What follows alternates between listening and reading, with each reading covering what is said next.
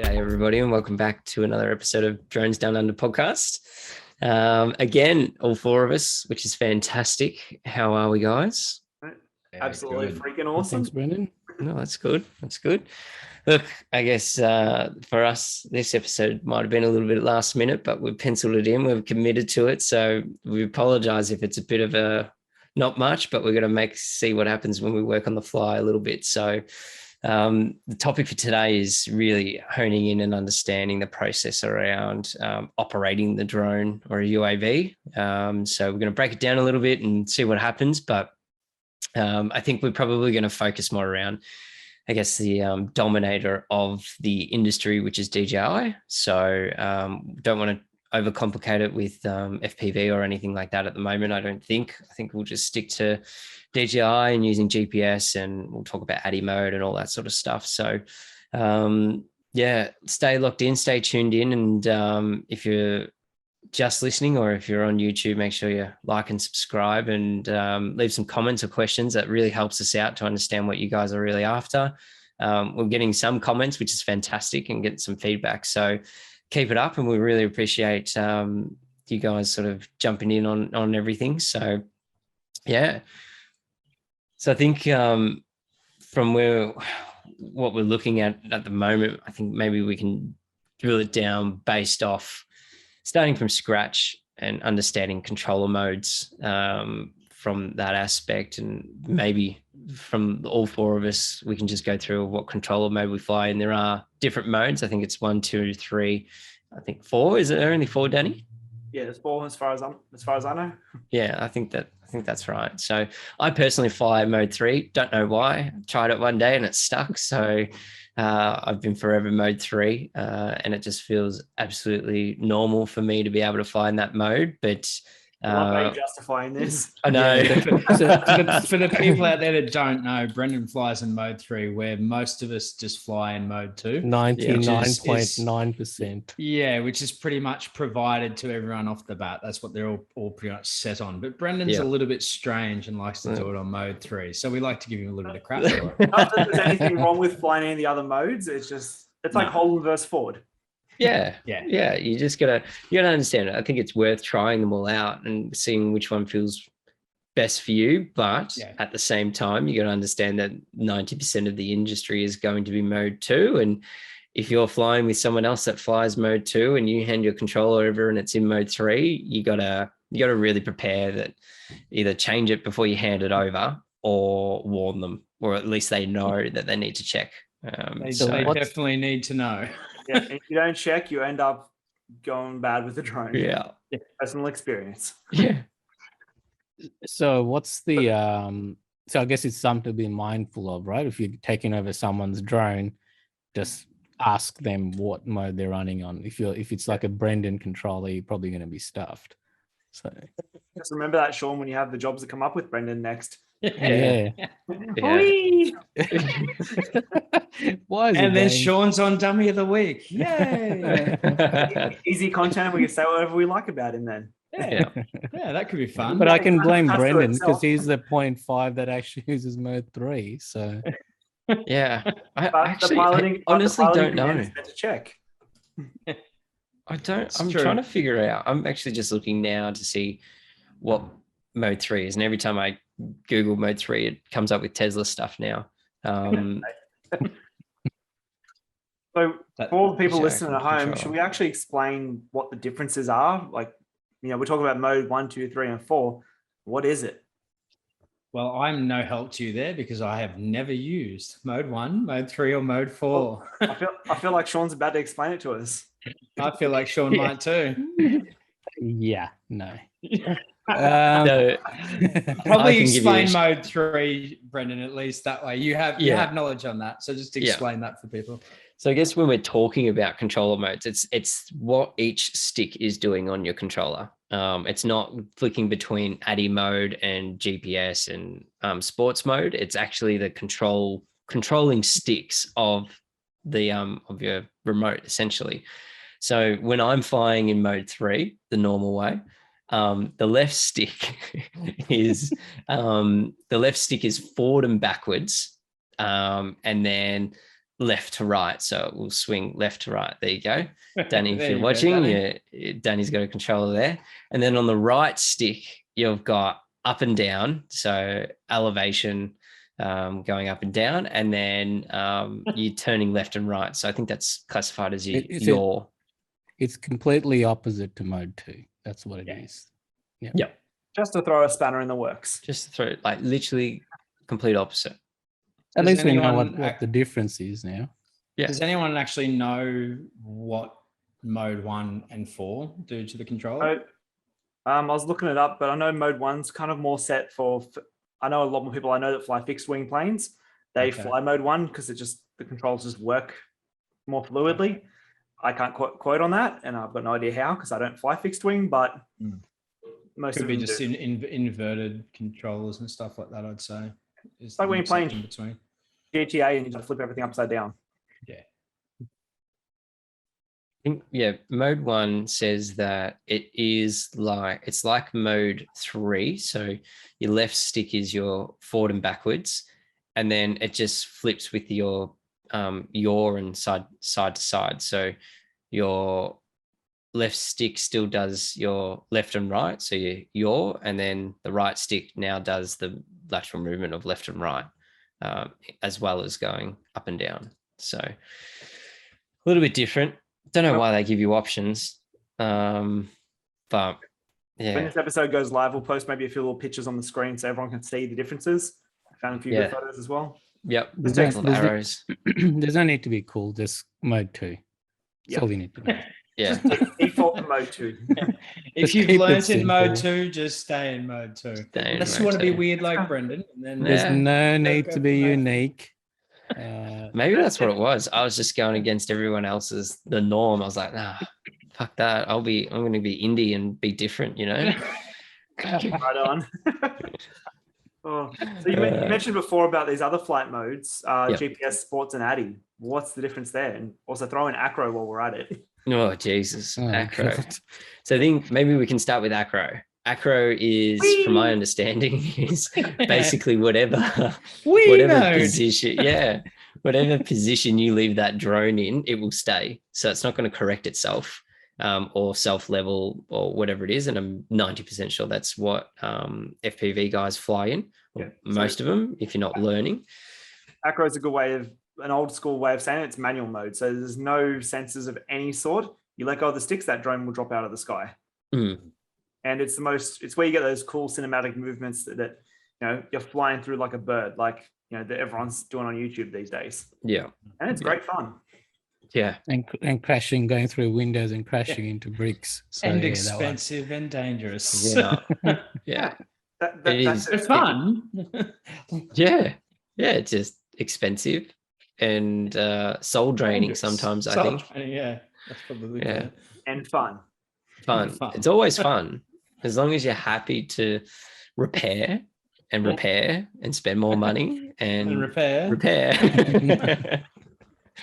Yeah. And then I guess the next step up from that would be Addy mode. So my understanding of Addy mode is basically you're flying a drone without GPS. It will self-level. It will hover in whatever altitude you leave it at, but it will drift as if there's a breath of wind or whatever it might be. It tries and does its best to stay there, but if there's any other external factors influencing that drone, it won't stay in its spot. So you just basically got more control. You're fighting a little bit more to hold it in its position, and that's about it. Being skilled in Addy mode is also something a lot of people, in my mind, should be practicing, because you're not always going to have GPS. Or if, say, your drone decides to have a flyaway, which doesn't really happen these days with GPS drones. But if you ever need to go into Addy mode, it usually gives you back control of the drone, where the GPS isn't dragging it off by itself. It's your ultimate fail-safe, really. Yeah, definitely. And you don't need to be able to fly in it all the time, but it's definitely something that you should be capable. Like you said, if you're in a bad situation, you can quickly switch to Addy mode, pull yourself back to where you need to be, land or whatever you need to do. But it's definitely something that everyone should be able to do, especially in emergencies. Yeah. And also your drone's got a bit faster in Addy mode as well, when you really need those high-speed chases. Which also leads into, I guess, the next mode would be Sports mode. My Before favorite mode. I was going to say, Danny, before we go into that, maybe only we've talked about when he goes from ADI to GPS, just be aware that Yes. it could move really quickly once it realizes what position. Yes.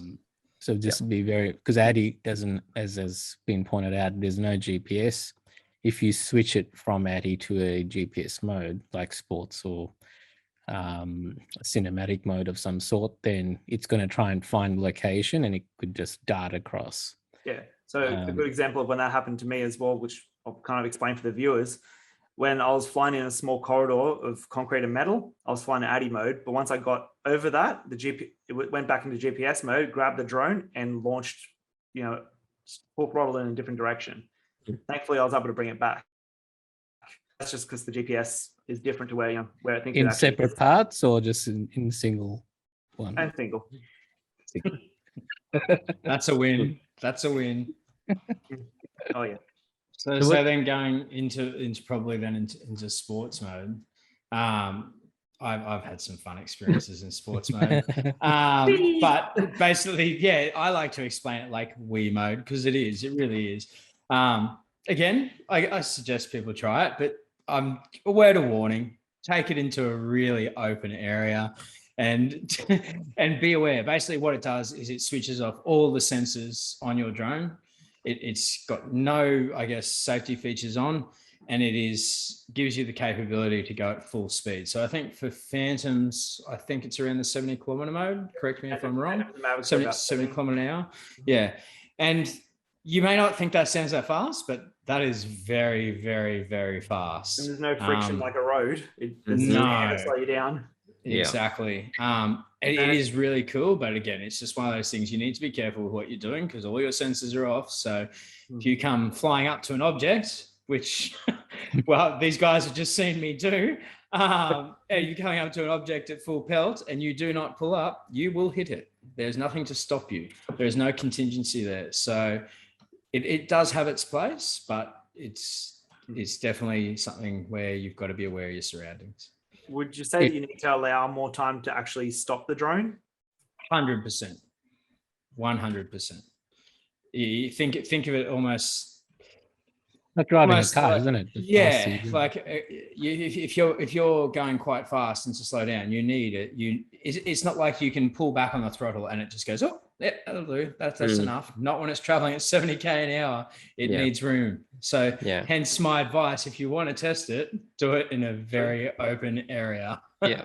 For anyone that's tested the DJI FPV drone, when you're flying that in sport mode, you hit the panic button, which is meant to stop it on a dime.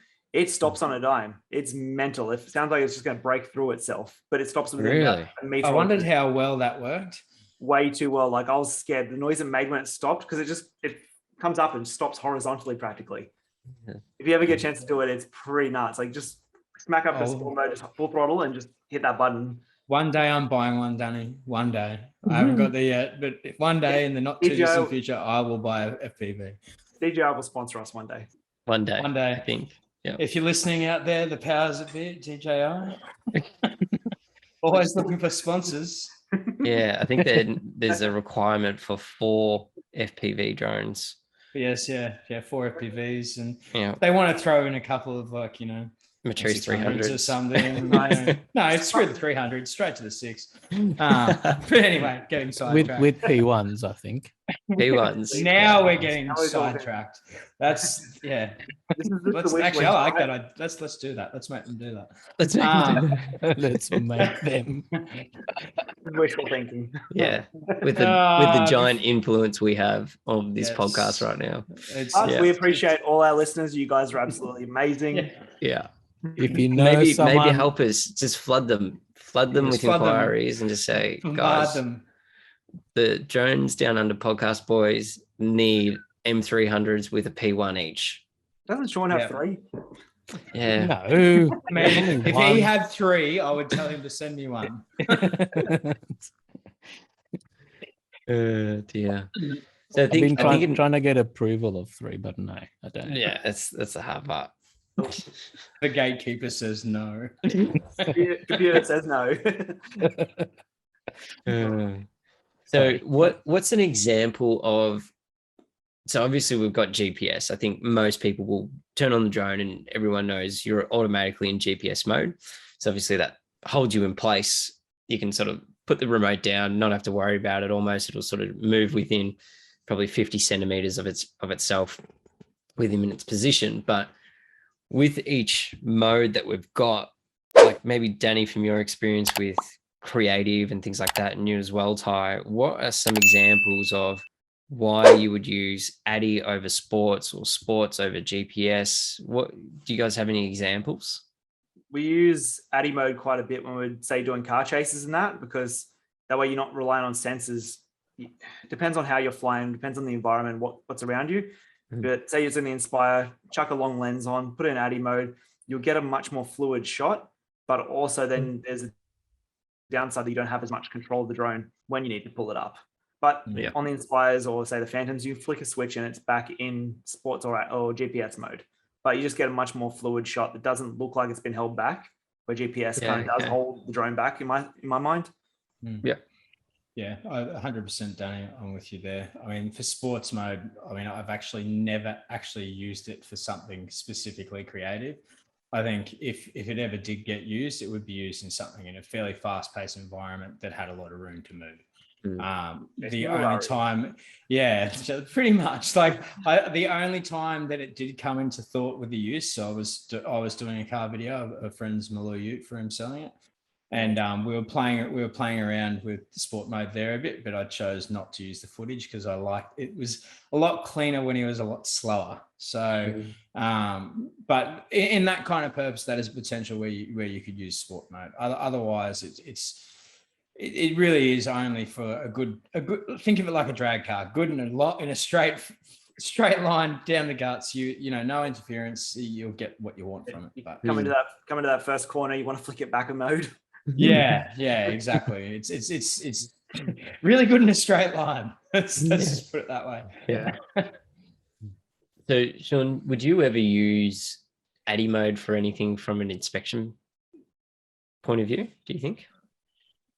Yeah, I think if we don't have a choice, like obviously there's certain areas where where it's gotten lots of concrete or mortar or metals, and you're probably getting probably less than 3 satellites or 4 or 5 satellites, which is could drop out at any point, switch from GPS to ADDI. So you're better off, I think, in that case to just work off ADDI. And as Danny said, if you practice, that's the opportunity to practice, so you don't end up stressed at that point when you do have to fly. I think with us, I tend to usually go to a park, just put some witches hats down and just try and fly, whether it's 50 meters apart. So I'm always trying to make sure I can actually do that. And every drone's different, as we all know. So, and just the sensitivity of the controls as well can change. So I personally think it's good to kind of put aside some time flying that, because otherwise we become too reliant on GPS. If you do figure 8 ADDI mode, you're set when it comes to DJI drones. Keep in mind too, when you do your training for your RPL, for the listeners out there, they will get you to fly in ADDI mode. They don't get you to fly for that long in ADDI mode, but you do have to complete a series of flight tasks in ADDI mode. My whole test was in ADDI mode. Was it? You're skilled. These days to get to do the whole test in GPS on a Mavic, I'm like, what do you mean? You had a T-shirt that said you fly ADDI only, man. That's why they made you fly it. I knew I should have worn my plain black T-shirt that day. That's a good idea. T-shirt. I fly ADDI mode, drones down under. Sweet marketing tools. Hey. But you will definitely be forced to fly it when you do your RPL. So for all you out there that are concerned that maybe this mode is a bit wild for some of you, you won't have a choice. You have to have a crack at it. I'm telling you right now, it's not. It's really not that bad. When you first do it, you'll get what we mean, that it feels a little bit, whoa, you're not used to this. But it's not as difficult as it sounds, guys. Just putting it out there. So I definitely, and though for those of you who do have your license or do have a drone, I do encourage you to go out there and do it. It's really not that scary. In saying that, the Mavics, the DJI Mavics whole line, so the Mavic 2 Pro, Mavic Air, Mavic Minis, all those, whatever they call them now, none of them actually have ADI mode. Like, you can't physically put the drone into ADI mode. I didn't even know that. No switches or anything. You can, there is a way you can hack it through the DJI Assistant app, program on your computer, but there is no access to ADI mode anymore. Okay. So it might even be harder for people to actually try now, unless you want to, hack your drone. I wonder what drove them to do that. Safer, I guess. Well, safer from a legislation point of view, but if you can't legislation side of view, but if you're in a bit of a pickle, and one of those pickles that ADI mode can save you a bit. Yeah, that's interesting. That is very interesting. I quite often learn something new chatting with you guys, and there's today's one. So one thing I was going to talk about with GPS is the fact that you need to have 3 satellites minimum to have a lock on position, right? So, you can fly technically with 3 satellites, but the risk is if one drops out, you then essentially it's going to switch. So that's probably why we're saying you want to have at absolute minimum is probably about 6 to 8 satellites. But again, depending on what type of interference comes up, you can suddenly have satellites fall off, and then you're exposed to which is why we're saying just practice the ADI modes. You don't have to stress when you're actually in that mode. So I actually have a feeling if you've got your REOC, there is a section in there that it does require us to operate with a minimum 7 GPS locks before completing operations. No one wants to test me on that one? I think. Say that again. You have to.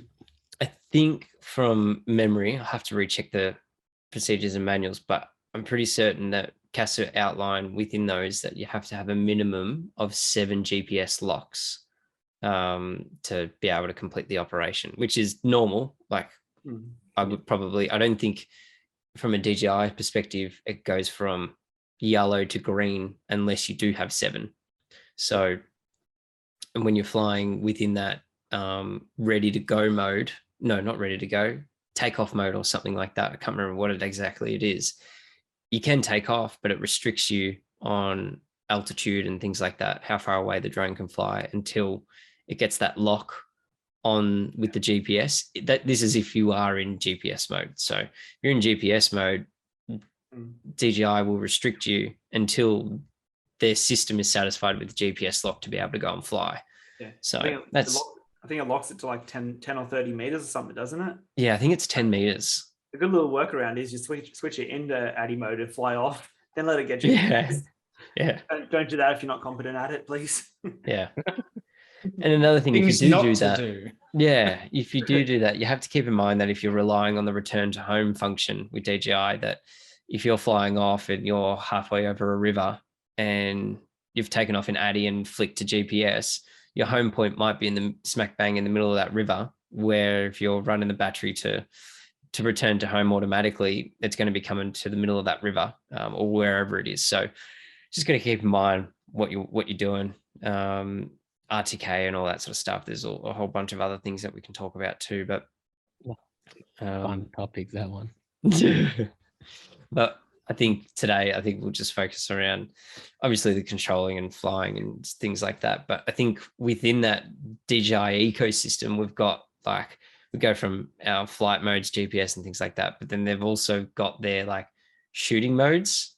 So I think it's there's so many now, I can't remember them, but I know there's tripod and waypoints and things like that, but they're all additional things. I occasionally use tripod mode, probably more than occasionally, depending on what we're mapping or modeling, but it just gives that more steadiness and slower movement instead of that radical, if you accidentally punch the stick too quickly, it's not going to react as quickly. So it's almost giving it more of a glide to its position, like you would with a camera gimbal or something like that. So I don't know, any other I guess, shooting modes that you guys sort of use? That's pretty much it for me. Tripod mode or standard. Yeah. I mean, I've used the follow me mode a little bit, just particularly in cinematography style stuff. Quite a few actually instances when I think about it. I've used it in the snow, following skiers and boarders down a mountain, which is pretty fun. But it struggles a little bit to hold on to them with all the white and reflection in the snow, just for those out there that want to test that theory. So you need a Skydio for that. Yeah, that would be fun. You will not lose that.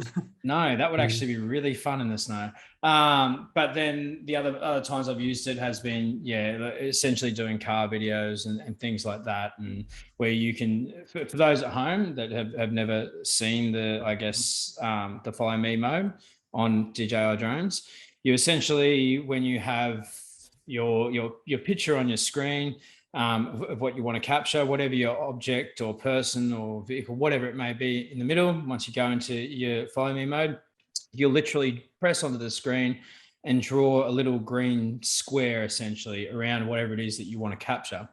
Now, once that's done, you can fly side to side all around it. No matter what, that camera will stay pointed at the target. So I found it really, really useful for cars, and particularly slow moving vehicles, not fast, slow moving vehicles, where you can have them moving and have constant clean circle around these vehicles and sort of things like that. But they're probably the main two modes that I've ever used is the follow me and the tripod mode. I've tried to use waypoint mode a few times, and every time I use it, it never goes successfully for me. So I bailed on that. Yeah. But they're the only ones that I really use. The hyperlapse ones are pretty good. That's something I've never actually used. Yeah. Go back 2 or 3 years ago, how hard was it to make a hyperlapse or time lapse? Now it's just one button and go. Yep. Especially for I don't know why I spent ages teaching myself how to do it manually with a DSLR.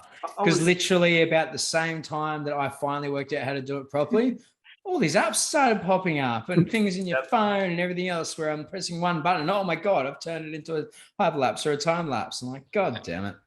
Exact same thing. I'm like, oh, this is amazing. I can do a hyperlapse. Now it's literally one button. So, okay, well, that's not fun anymore. Yeah. No. Took all the skill out of it. Yep. It's really cool for sunrises and sunsets. Not that Danny needs it, but the rest of the normal folk like us. Yeah. Need the assistance, that's for sure.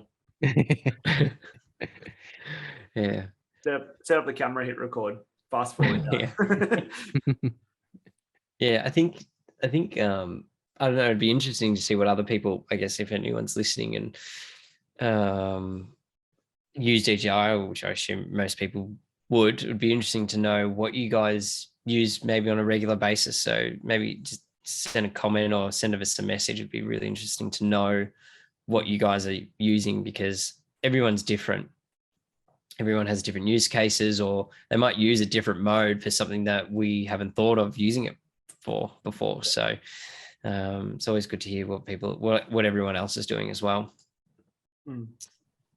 So what else we've gone through operating, I mean, the controller modes, the flight modes, different types of shooting modes. Does my drone do flips? Yeah. I was going to say with the modes, like the orbits and semi-orbit modes, a lot of that stuff is there.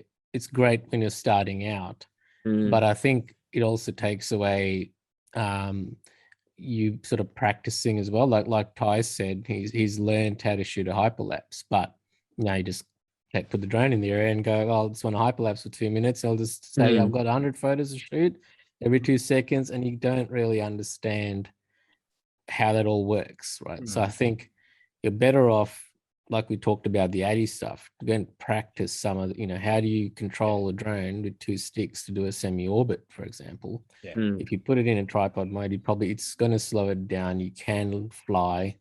It's not going to be as perfect as the automated path, but at least you're going to get a much smoother, and you understand how this thing works. As I say, practice makes perfect. Oh, 100%. That's what I mean. There's no cheating it. The more you fly, the better you're gonna get.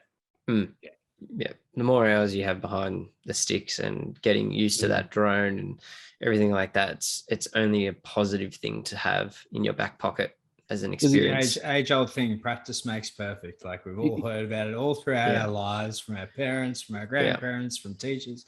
But it's true. You still got to invest time learning those. Those automated. Unfortunately, the way DJI, like the way the industry is going, a lot of things are becoming automated now. Yeah. Like, as we say, the new Mavics and stuff don't even have ADI mode. Yeah. You know, here's GPS, here's cinematic mode, whatever. That's it. Yeah.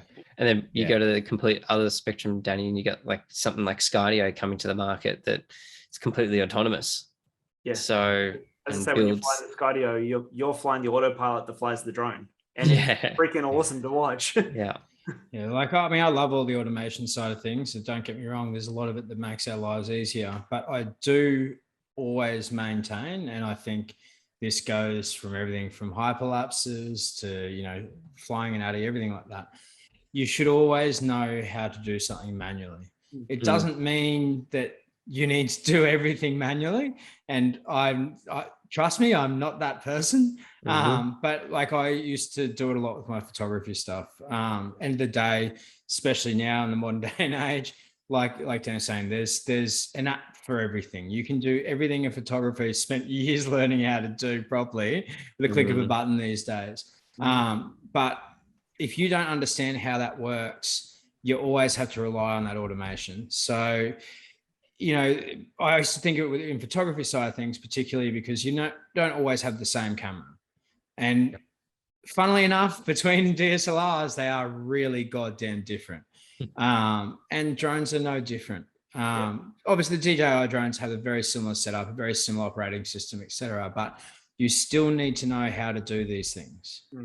You can't just if everything fails and your automation disappears one day and you don't know how something works. If you did this for a job and all the automation's there, but you could do it manually if you knew how. Look at all the people driving Teslas and they just randomly lose control and go into something. It's like, it's not perfect yet. 100%. And that's why in Australia we have that law. If you have an automated car, which, I mean, there'd be very few, but the ones that do, you're not allowed to take your hands off the wheel.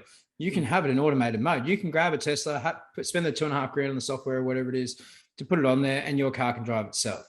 Wait, hold on. So you got to buy the car, then you got to buy for the software on top. Correct. So Tesla, not expensive enough. Look, yeah, I hear you, but I tell you what, the stuff that you can add on, I don't obviously own a Tesla, but I know a few people that do, and I can tell you now, the stuff you can add on for the extra bells and whistles, the extra money, totally worth every cent. But the automation within Australia, you have to sit at the front of your car, sit there in your driving seat, and you have to have your hand on the wheel. And look, you know, I've seen plenty of people not doing that, but it's the safety aspect. If you're driving along the highway, I legitimately have seen this. A guy driving along the highway, reading the morning paper on his drive to Brisbane from the coast in a Tesla. I drove past him and I'm like, I actually slowed down so I could move back to actually see what he was doing. And he was reading the paper while he was driving. Now, that's totally legal. But the thing is, he was relying on that automation. So if something went wrong and the car veered off and he's not looking, oh, shit, I'm in a tree. Same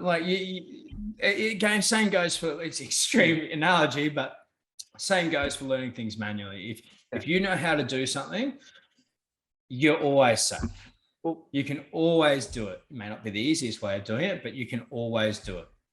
So I really encourage people to learn it. A good mix of the automation versus, you know, human element. Using the Skydio's software, the 3D scan, that drone's, you know, you can have it moving at 10 meters a second or 5 meters a second, 10 meters a second, whatever.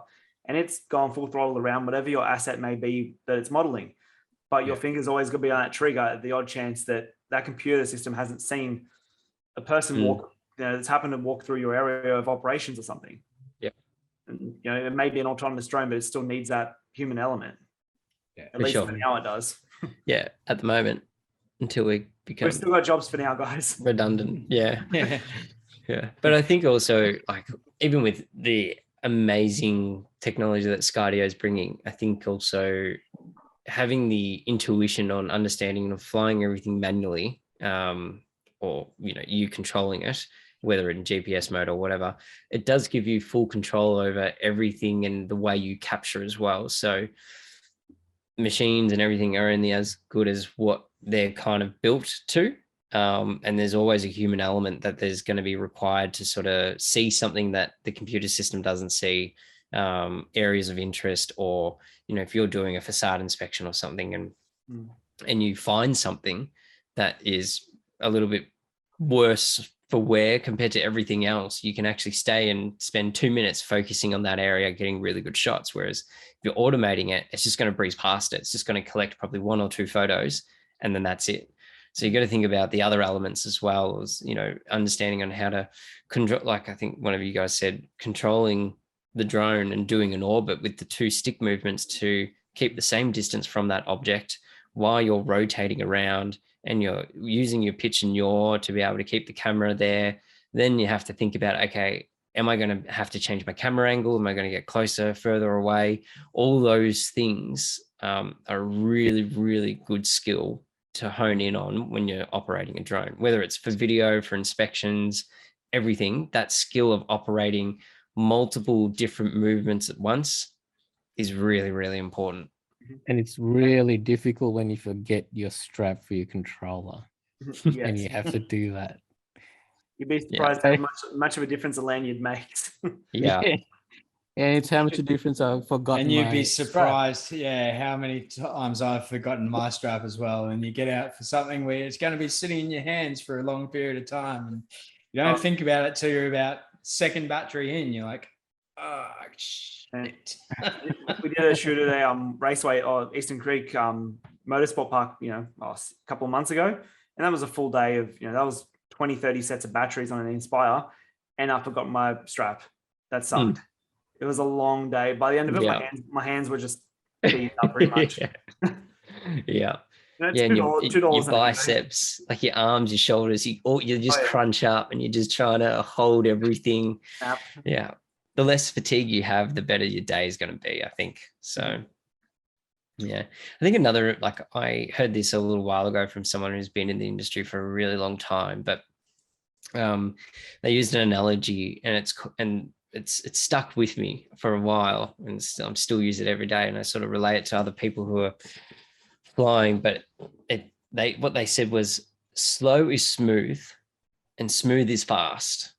And if you take that application for everything that you do, and you're not rushing things, your results at the end of the day are going to be really, really good.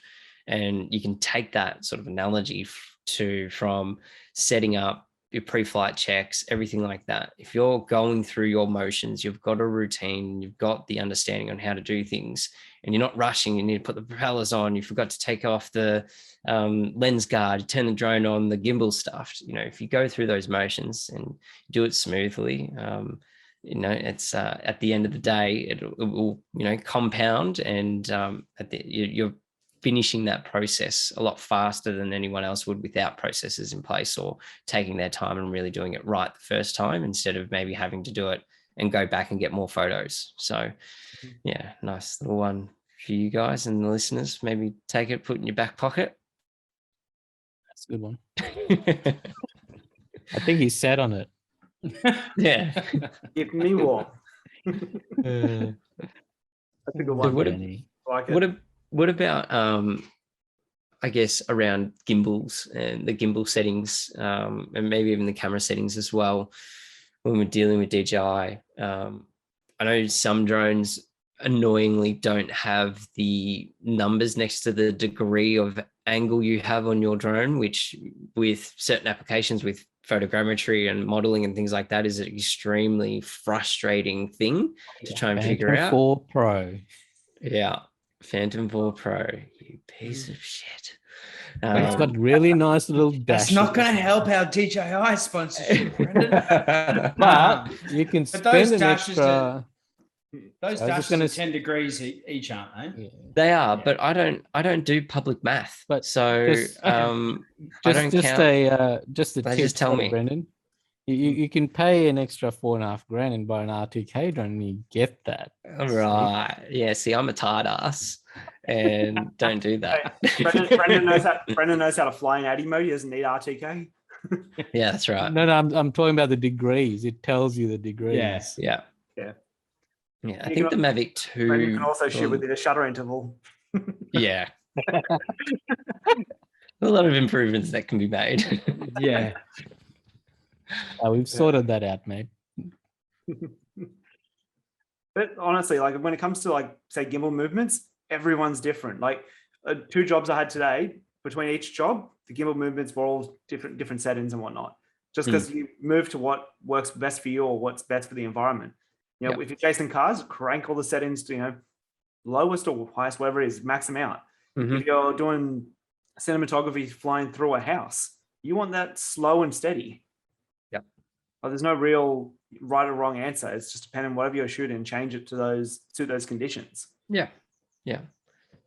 I think with gimbal movement as well, when you sort of going from there, and then if you're doing videography, for example, it's not the best thing when you watch a drone video and there is radical movement. It is probably the most cringy thing that everyone watches. Everyone goes through it. You have to learn, but... My mate sent me a video this morning of some rogue pilot in Sydney Harbour. It could have been an amazing video, beautiful sunrise, but there was jerky movements everywhere, left, right, and center. It wasn't stable. Just make it smooth and cinematic. No one wants, if you want jerky movements, go FPV. You know, cut stick on one of those, but you want it to be smooth and cinematic. Like that's what DJI, you know, they're camera drones. Yeah, that's right. My mind instantly expects smooth footage if I know it's not an FPV video. And I think that's a really important thing for people out there, is that for ongoing work and ongoing productions or whatever, you want people to hire you, they're only going to base their decision off your past work. And if it's average gimbal movement, average drone flying, there is a big difference between you and someone else in the market that's taken the time to learn how to go up high, pan down, you know, yaw and all that sort of stuff to get that movement while you're on a target or a house or whatever it is. There's a big difference with a nice smooth shot that it just lasts for 5 seconds.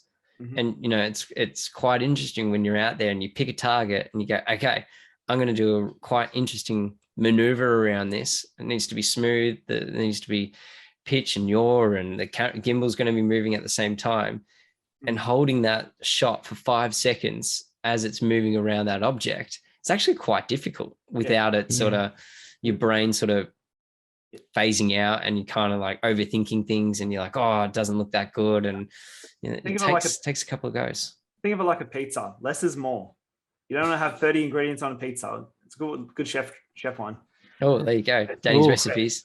Are we cutting into that segment already? Recipe success. Less is more. No, but seriously, like when you hit record before you make the movement, give them a 1 second buffer on each end of the clip, and keep it just smooth. If you're mid shot and you sneeze, start the shot again, because that little tiny jerk and movement, it's rubbish footage. No offense to anyone, you know, by all means, everyone starts somewhere, but you want smooth movements. As soon as there's that little jerky twitch or something, it's done.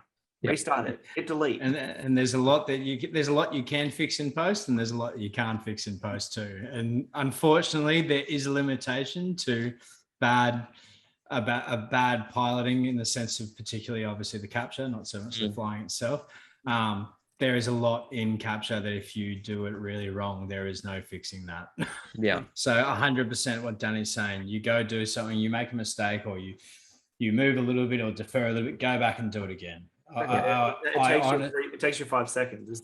Oh man, like cinematography stuff, and like I don't care if I got it right the first time.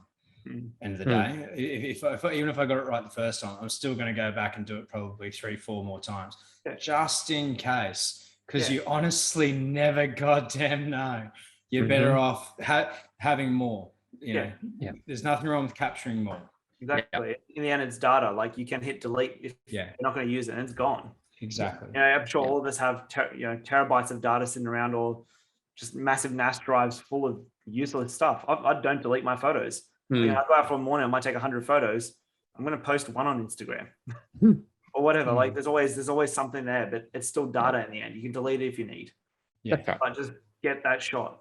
Mate, you're talking to a photographer. I've got a massive drive here just full of Yeah, so much data. There's I'm the same, I keep it all.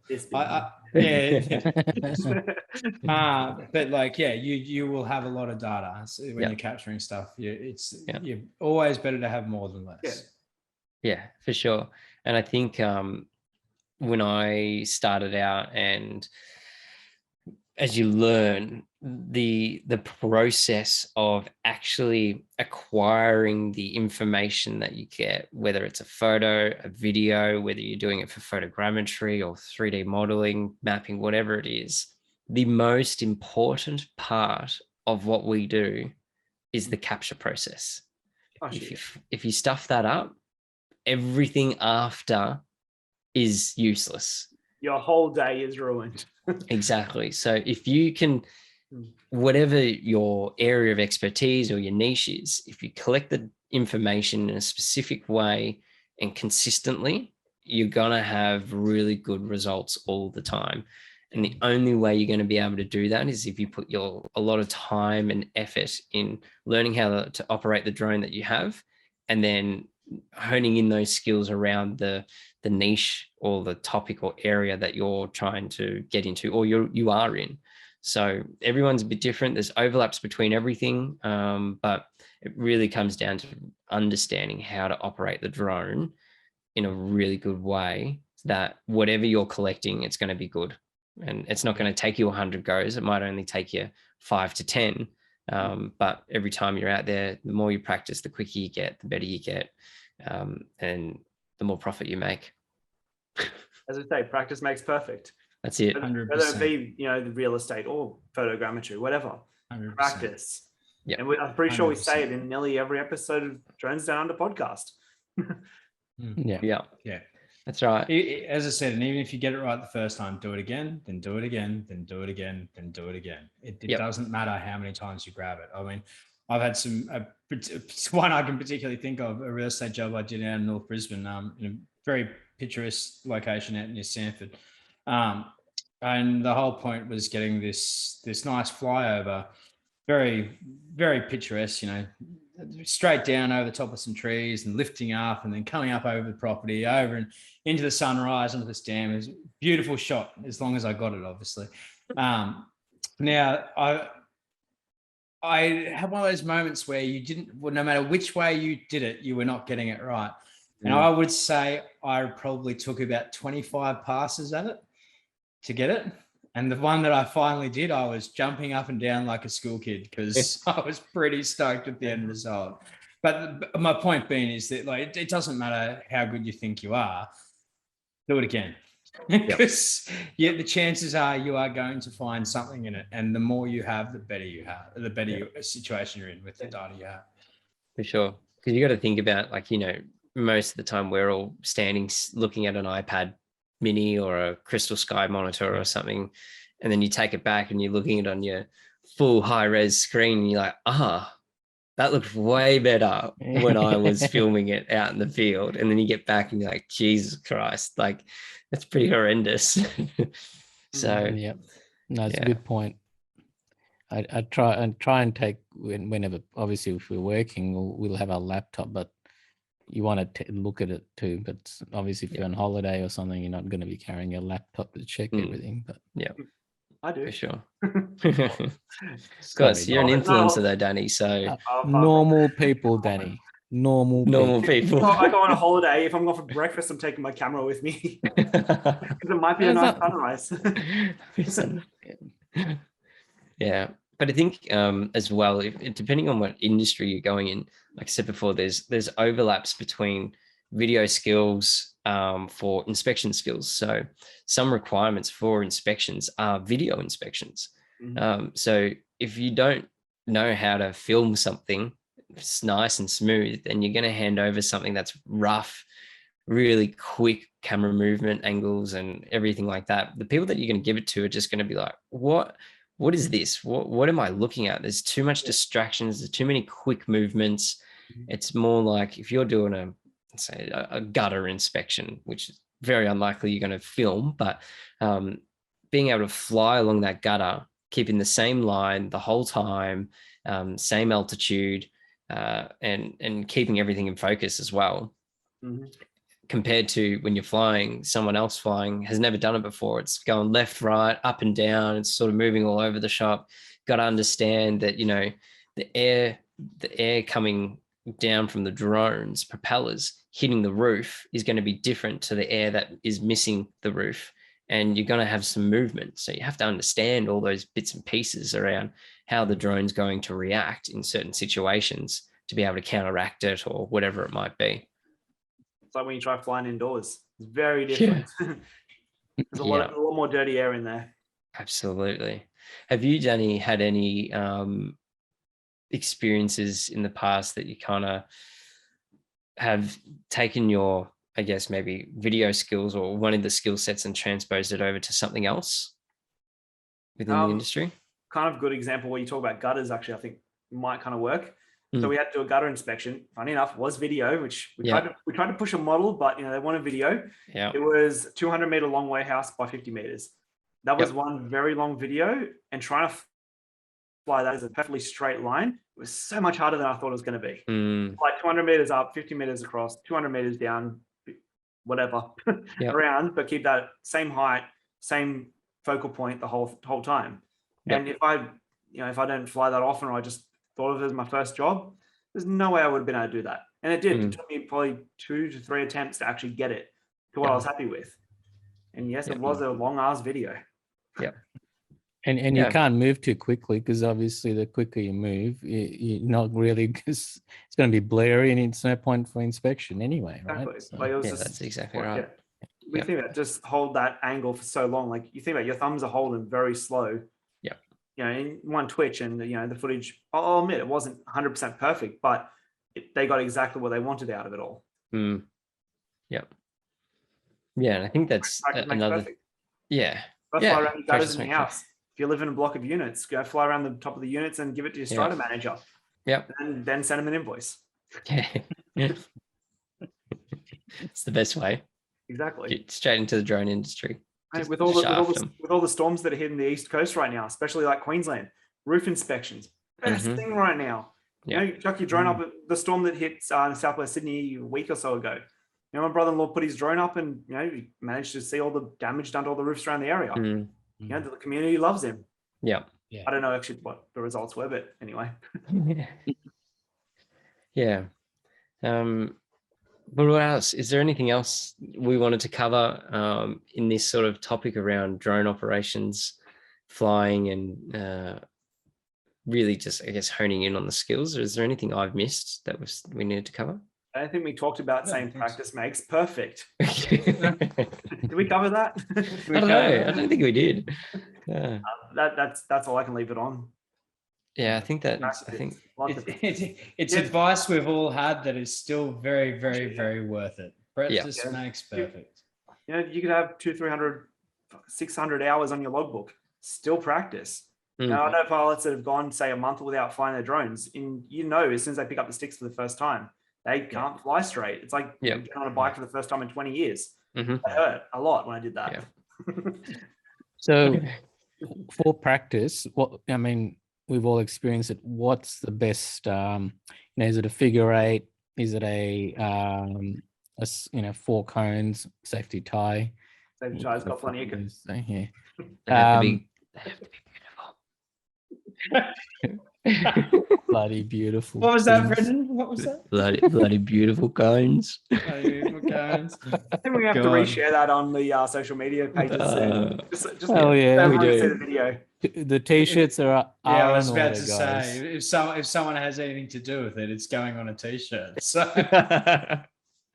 that's gonna be good. Well, I don't know. Brendan's our social media manager. I think he should explain to everyone on social media what we're talking about with these bloody beautiful cones. Yeah, so actually I don't think we've posted it on our page, but I guess Sean and Ty working together at Air Inspect. Ty does Sure, this. you can dig through our social media. Yeah, and find absolutely. it. So, but I'm pretty look, sure it's still there. I think I know Yeah, I someone found that will it. happily hand it over to me. So I don't think I need to go Pretty sure you searching.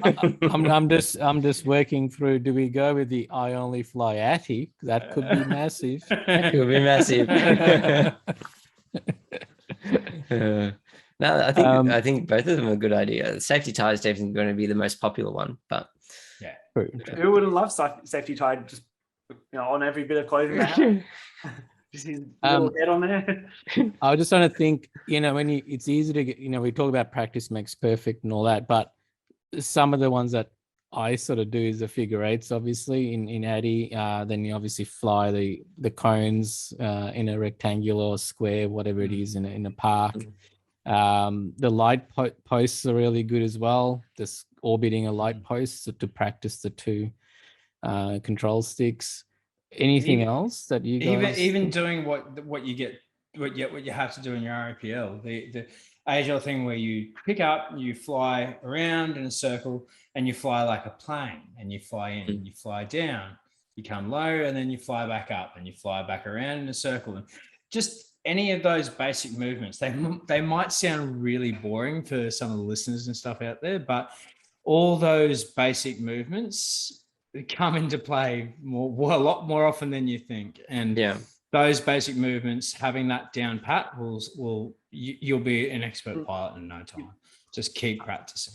Most of those movements that you do in your RPL, like that swoop kind of shot, funny enough, we call it swoop and go. So you've come in, you've say for real estate, you've flown in and then taken off to look at the view. Like all these skills can be put to use in the industrial and commercial markets. Yeah. 100%.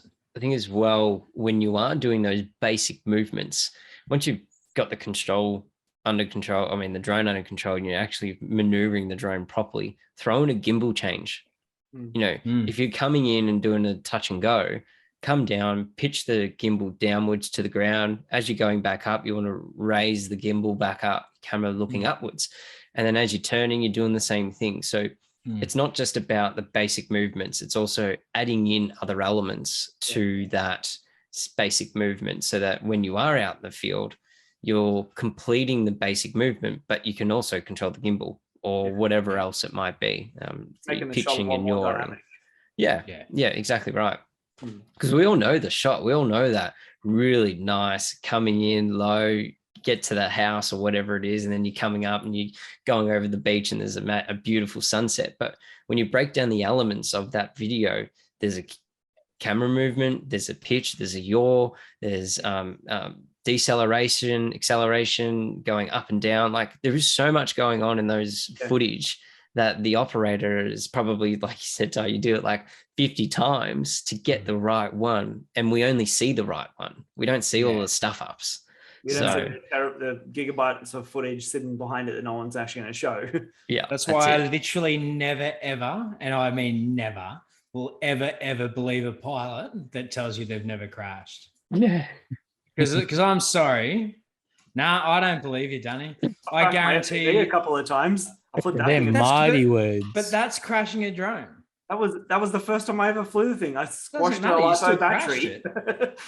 You still crashed it. This is the thing. Like everyone says, I hear so many pilots say, I've never crashed. Bull wallop. Like I'm telling you. Like, well, I was trying to not. Another one for the t-shirt. Bull wallop. Safety, guys, slow down. No, but it's true though. Like everyone has crashed. Like we will all have that experience at some point. But the way to avoid it is just keep going back, keep doing that practice, keep doing more of it. I'd rather practice with a cheap, shitty drone than use an extent like. Yet again, as we keep saying it, these little drones are the best things to crash. These little buggers, exactly. These little things. I'm telling you right now, if you can fly this smoothly around a house. You'll be right. Because these are not easy to fly. Yeah. And they're also very different as well to what a DJI is. So if you're honing in your skill in something like that, or even he's gone. Oh dear, It's all sorry, right. listeners. No, we'll keep going. It's just a quick Okay. battery change. No, just change. We'll just set it. We talk about We'll that for edit. a little bit. How much Yeah. content have we got now for the for merchandise? We got to talk about that. I think maybe I think we almost finished. Yeah, we should get together. Yeah, we'll wrap up. Yeah, we'll wrap up. I'll Bring get it my safety hard hat batteries. ready. Hold I on. do want to, while we're all together, because it might be a while otherwise. Well, when we get back together. Oh, we're back. Cool. Yeah. Oh, That was just really quick. in and out. Yeah, don't muck around. Get in, get out. No one gets hurt. Yeah. You In lock and and out. loaded. Fast food, just in and out. Nice, quick. I'll have to go take away. I was going to say, when I haven't flown the 300 or haven't practiced enough hours, and you go into the larger drone, all of your flaws or lack of practice is accentuated for sure. Yeah. So it takes a Yeah. few minutes to go. Okay, yeah, that's right. I better. Yeah. The bigger it is, the more obvious how long it's been since you've flown, or your lack of hours that you need. Yeah. Yeah. Yeah. And like there's a reason I only fly up to 9 kilos. Tucker Sean doesn't give you the big fun drones. He's actually said he will happily send me one, but I just need to go upgrade my license, and I haven't had a need for it yet. So I hear you have a great company up there that can help you with that. Sean's favorite. You've lost me.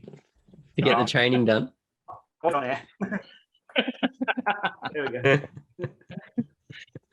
Oh dear. Okay, let's move on, fellas. It is time, safety tie and dummy of the week. Well, you can't see the damn thing. Oh, Yeah, that's you it. blended into the background. You lost your head. Where's your hair gone? Safety tie. you're You're wearing being a hat. unsafe. That was It's a look, super white room. All right. This week for dummy of the week, it's probably a little bit more of a funny one than anything else. Let's have a look. So for the listeners at home, we've got a lady teeing off on the green, a drone being a bit of a pest. And then she walks up and takes her 2 wood or 3 wood straight to the drone. And That was an expensive tee off. So again. we'll watch that one again. It's only 11 seconds and it's worth the watch. So, No.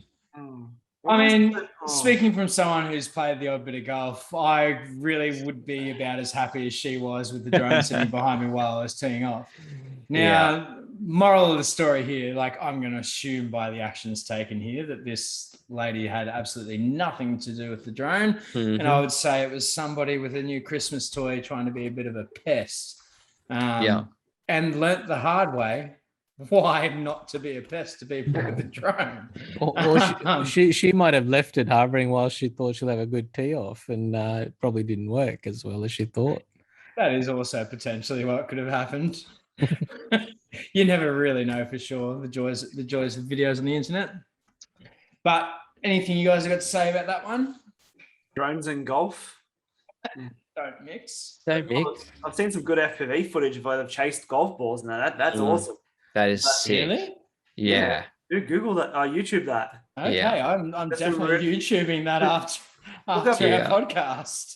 Check out the guys from Rotor Ride have done a few times chasing like bow and arrows. Like you see how many it takes they've had to do to chase an arrow through the air, and it's unbelievable. Really? Oh yeah. Yeah. There's some really skilled pilots out there. Yeah. Hey, practice makes perfect. That's how they do it. Exactly. I mean, we've all seen that FPV video of the guy through the bowling alley, I'm sure. The whole world saw that. And we all got tagged in it 1,000 times when it came out. Yeah. Oh, look, but as much as we've all seen it 1,000 times, that's incredible. Oh shit. Yeah. And there was a car one after, right? Yeah. Yeah, I haven't seen the car one. Car one's cool. Yeah. I forget which ad it was.